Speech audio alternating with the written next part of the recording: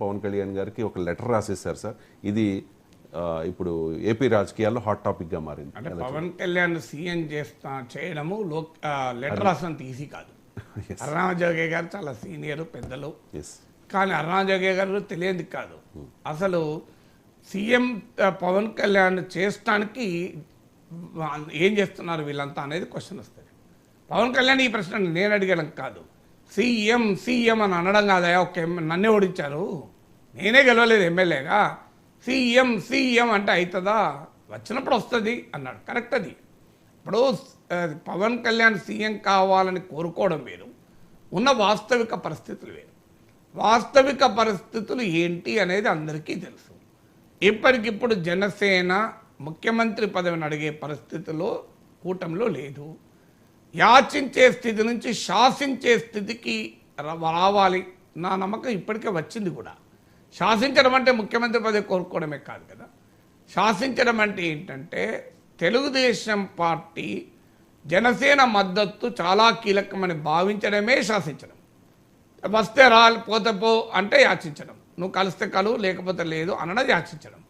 So ఆ పొజిషన్లో TDP ఉందా? ఇప్పుడు జనసేన పరిస్థితి అది ఉందా? ఉంటే చంద్రబాబు నాయుడు పవన్ కళ్యాణ్ ఇంటికి ఎందుకు పోతాడు? జనసేనకి ఇంత ప్రాధాన్యత ఎందుకు ఇస్తారు? అందువల్ల ఆల్రెడీ జనసేన యాచించే స్థితి నుంచి శాసించే స్థితికి వచ్చేసింది. అయినా జనసేన ఎప్పుడు యాచించే స్థితి లేదు. ఎందుకు లేదు అంటే జనసేన టీడీపీతో 2014లో పొత్తు పెట్టుకున్నప్పుడు అసలు జనసేన పోటీయే చేయలే. 2024లో పోటీ చేసేటప్పుడు వాళ్ళు ఇవాళ తెలుగుదేశం పార్టీ జనసేన మద్దతు ఇండిస్పెన్సబుల్ అనుకుంటుంది. ఇండిస్పెన్సబుల్ అంటే చాలా చాలా కీలకం. నిజం కూడా అదే. ఇవాళ జనసేన మద్దతు లేకపోతే తెలుగుదేశం మళ్ళీ రావడం అనేది అంత సులభం కాదు. అది క్లియర్గా రాజకీయాలు తెలిసిన ఎవరికైనా అర్థమవుతుంది.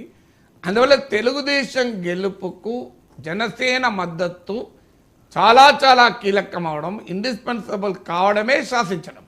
ఇక అంతకన్నా సాధించాలంటే ముఖ్యమంత్రి పదవి కావాలంటే అది ఉందా పరిస్థితి? ఇప్పుడు జనసేనకు ఒక్క సీటు కూడా లాస్ట్ ఎలక్షన్లో రాలే. మరి పవన్ కళ్యాణ్ సీఎం కావాలని కోరుకున్న వాళ్ళంతా అప్పుడు ఏం చేశారు? సో పవన్ కళ్యాణ్ ఒక్క సీట్లో ఆయన సీట్లోనే ఆయనను గెలిపించుకోలేకపోయారు కదా. సో గాజువాకలో కానీ భీమవరంలో కానీ. అందువల్ల పవన్ కళ్యాణ్ను మళ్ళీ భ్రమల్లో పెట్టాలి అని కొన్ని ప్రయత్నాలు జరుగుతున్నాయి.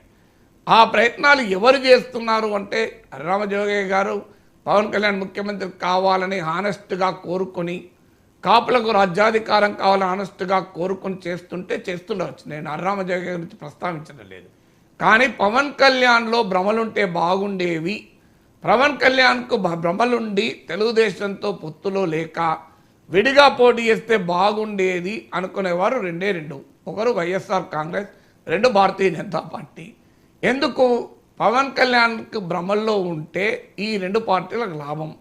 పవన్ కళ్యాణ్ రేపు నేను విడిగా పోటీ చేస్తేనే ముఖ్యమంత్రి అవుతానని భ్రమల్లో ఉంటే ప్రతిపక్ష ప్రభుత్వ వ్యతిరేక ఓటు చీలి, వైసీపీ వ్యతిరేక ఓటు చీలి జగన్ మరోసారి అధికారం రావడానికి సులభం అవుతుంది.